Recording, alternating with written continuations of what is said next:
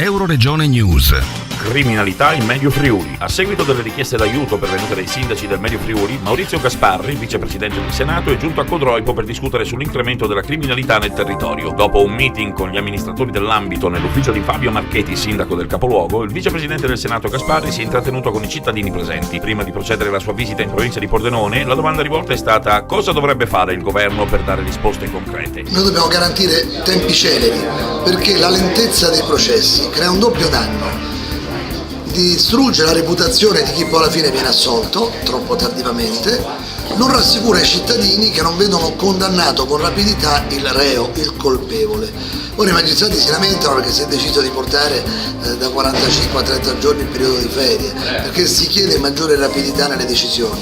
Si perde da parte di troppi magistrati tanto tempo per inseguire vicende politiche, protagonismi individuali o per tirare alle lunghe. Vediamo il caso recente dei morti per l'amianto, un processo che è durato decenni.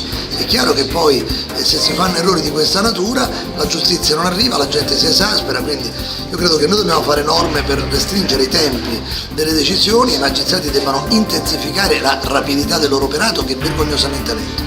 Dal Medio Friuli per Euroregione News, Marco Mascioli. I nostri servizi sono disponibili su internet all'indirizzo www.euroregionenews.eu.